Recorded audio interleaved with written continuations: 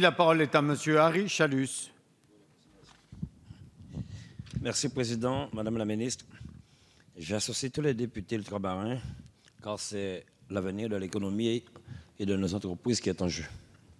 Dans un contexte économique moribond en Outre-mer, il aurait été souhaitable d'envoyer un signal fort qui inscrit dans la durée le dispositif de défiscalisation. Nous n'ignorons pas le contexte dans lequel le budget de la nation et admettons aussi les limites de la défiscalisation. Cependant, nos entreprises manquent cruellement de visibilité et ne parviennent pas, pour nombre d'entre elles, à sortir de la précarité financière.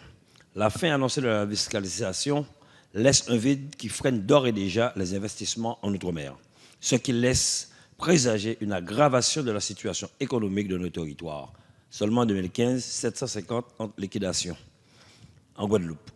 Aussi, étendre la prorogation jusqu'en 2025 m'apparaît pertinente, notamment pour pallier les délais de traitement des dossiers nécessaires à la concrétisation de nombreux projets. Au-delà, et pour sortir l'outre-mer de la précarité économique, il convient de ne négliger aucun utile. Créé en 2011, le FIPDOM, Fonds d'investissement de proximité, ont été conçus comme des instruments au service du financement des PME ultramarines. Mais ces fonds ne se développent pas depuis 2011, 6 fonds seulement ont été créés, dont un seul en 2015, et collectent une épargne quasi confidentielle. La raison de cette sous-performance me semble liée à la souscription restreinte aux seuls domiciliés fiscaux outre-mer, ce qui limite considérablement le volume des fonds susceptibles d'être collectés.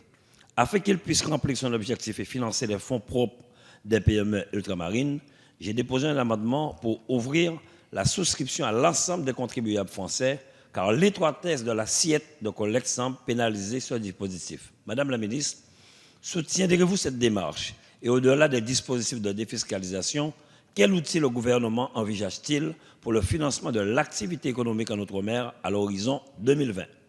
Merci, Monsieur Harry Chalus. La parole est à Madame la Ministre. Monsieur le député, je comprends les difficultés des entreprises ultramarines.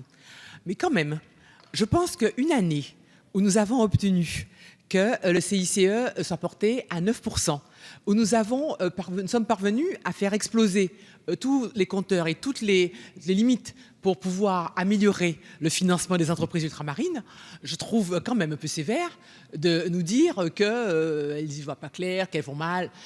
D'accord, elles vont mal, mais enfin, quand même, il se passe aussi des choses dans les Outre-mer. Hein. Surtout vous. Vous savez très bien qu'à Jarry, la zone industrielle et commerciale qu'il y a chez vous, on ne peut pas dire que ce soit des entreprises qui aillent mal. Bon, donc franchement, oui, mais regardez quand même, au total, c'est quand même extraordinaire. C'est la plus grande zone commerciale d'Europe, je crois. Donc il me semble qu'on a fait beaucoup pour les entreprises, mais on souhaite essayer de clarifier, de simplifier les choses. Donc, à la limite, moi, je veux bien qu'on relance le FIPDOM puisqu'il ne marche pas très, très bien. Bon. Mais est-ce qu'on ne devrait pas plutôt essayer d'avoir un outil simple qui s'applique d'une manière globale, plutôt que essayer de relancer des petits fonds qui ne marchent pas très très bien. Donc moi je veux bien regarder la question avec vous, mais pour l'instant il me semble que ce que nous devons surtout essayer de faire, c'est que les choses soient claires, qu'elles soient simples, et que les investisseurs et que les entreprises sachent parfaitement d'une manière simple où ils vont. Le CICE par exemple, tout ça, on a essayé de faire des choses qui soient les plus simples possibles. Donc essayons de faire en sorte de ne pas rajouter des éléments qui soient intéressants, mais qui sont un peu annexes et qui, me semble-t-il, n'apportera pas beaucoup d'argent tout en amenant de la complexité. Mais le cas échéant, on peut en reparler si vous voulez.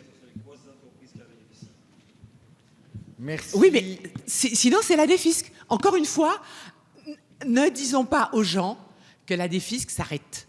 Vous voyez, nous avons dit clairement que nous essayons de trouver une manière de fonctionner qui soit plus efficace. Et c'est la raison pour laquelle on essaie de travailler avec le crédit d'impôt. Mais encore une fois, on a bien dit que si on ne trouve pas mieux, la défisque continue. Merci. Nous en venons à la première question de M.